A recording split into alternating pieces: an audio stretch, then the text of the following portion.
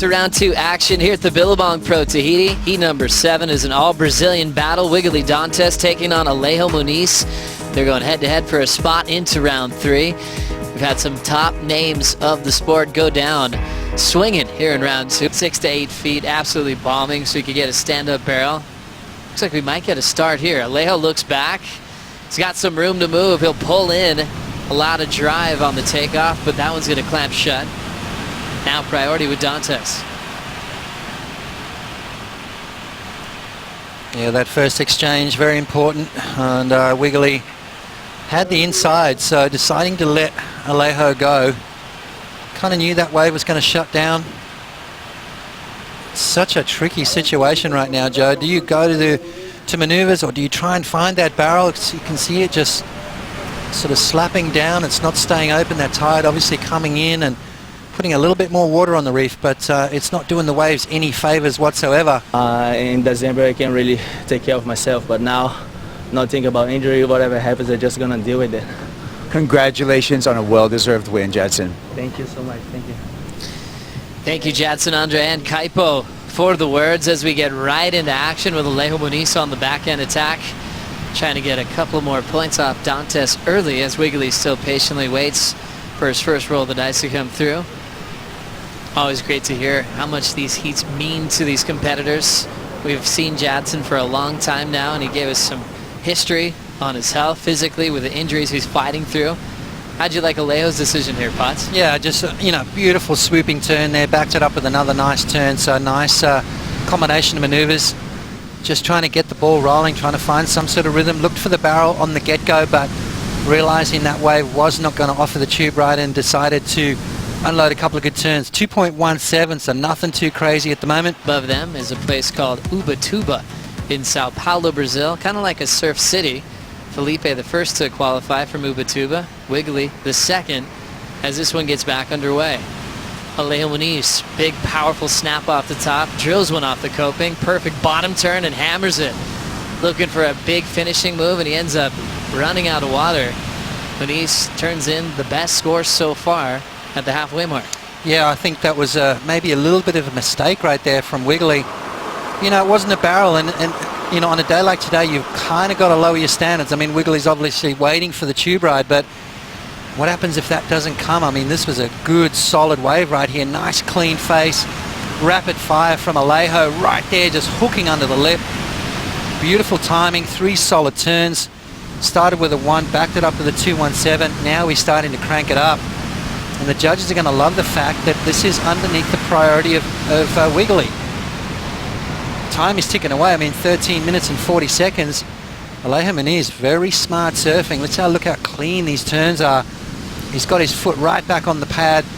Nice vertical stuff right there. And then this one turn straight into it. Seamless rail-to-rail surfing. It's not what you're looking for at Chopu, but on a day like today, you've got to take what you're given. And Alejo Muniz drops a 6.50. And now Wiggolly needing a massive score, Joe, 8.67. Still waiting to open his account. Wiggolly still scoreless, but he does have priority. Alejo still looks interested. Dantas is going to let him roll. Alejo nice and deep. Waiting for the barrel. He now pulls in. Keeps that line down the line, so not a super long barrel ride. And he'll jam the lip section and kick out. So a subtle combo, but still all the energy and performance coming from Alejo Muniz, says he'll improve on a 2.17. Yeah, I mean, that was a good wave. Obviously, Wiggolly with priority being very, very selective. And sometimes that can come back and bite you. I mean, obviously, you know, Wiggolly is waiting for those gems, but, you know, 35-minute heats, time can fly. And before you know it, the heat is over. Alejo takes off, grabs a rail, pulls in nice and tight. Not a deep barrel. He's only trying to improve on a 2.17. Joe, a no-brainer. Alejo Muniz is going to extend his lead over Wiggolly. I like this mid-face turn, grabs the rail, nice positioning right there. You can see that front hand just keeping in touch with the wave. Basically what that's telling him is whether to speed up or slow down. You can feel the energy of the wave pushing back at you. And then Wiggolly finally pulls the trigger. And, well, that's what can happen when you've been sitting waiting for around about 25 minutes or so. Tough start for Dantas, going down on his first effort, but he didn't move too far.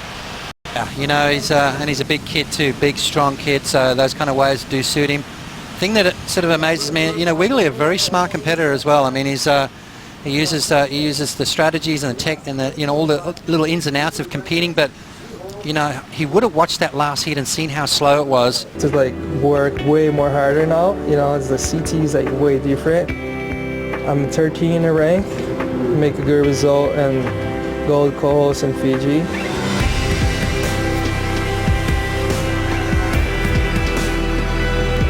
Coming here for Tahiti, I just want to get good barrels and have fun.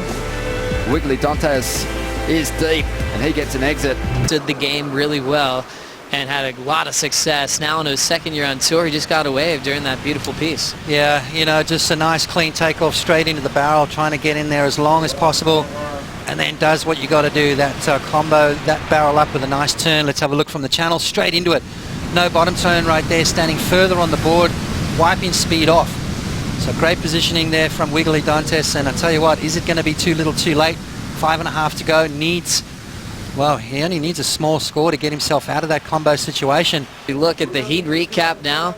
Heat number 7 was a fun one to watch the start from. It was really all Alejo Muniz just getting started with turns. Yeah, you know, and he was kind of let to roam free really towards the beginning of this heat. Wiggolly Dantas sat with priority, kind of dropped the anchor a little bit, and Alejo went, okay, well, if you're not going to go, I'm going to open up, and that's exactly what he did. Started off slow with a 1, backed it up with a 2, then 6.50 on this occasion, and then, well, comboed it up with a 4.67. So Alejo Muniz really has taken advantage of that freedom just to catch whatever wave he wants. Nice positioning right there, beautiful little wave. You know, not that big scary chopu that we've been waiting for, but still perfect nonetheless. And then finally, Wiggolly gets going. And this is what this kid's capable of doing. One of the best tube riders in the world. That's why he's here on the top 32. But is he going to leave his run a little bit too late, Joe? Very critical time now, with 3:30 remaining on the clock. 5.23 from Dantas is highlighted in green on your screen. Then you see Muniz's high score, 6.50. I don't know, try and find a wave and manufacture a score. Here we go. Alejo letting this one go. Wiggolly's he's got to go. He's got to light it up, Joe. Nice takeoff for Dantas, going for turns. It's a huge power blow in the pocket with the tail release, but Dantas goes down on a very important decision. He went for a huge first turn and couldn't hang on. Well, he had to. As you watch that wave after Wiggolly wiped out, that really didn't have much left, you know, on offer. So those deep breaths, knowing that he's let this slip through his fingers. Let's have a look at this turn right here. Beautiful gouging maneuver right in the pocket, throwing the fins out. And then that whitewater just took him down. So he needed to come driving out of that turn, got maybe just a little bit too much release, needed some fin in the water. We kind of saw all 3 of those fins out, didn't we, Joe? So that board just started to slide, and once that happens, it's really hard to regather. And it looks like Wiggolly is going to run out of time here. Still 15 seconds. Jack and Joel moving into the lineup. Would have been such a radical turn if he could have pulled that one off. Left chasing a 5.95 as we saw Kyle go down. He was number 12 on the Jeep leaderboard. Toledo just lost. He was number 13. Right behind him, Wiggolly Dantas, 14 in the world, just knocked out as the high seeds continue to struggle in round 2. Alejo Muniz moves on.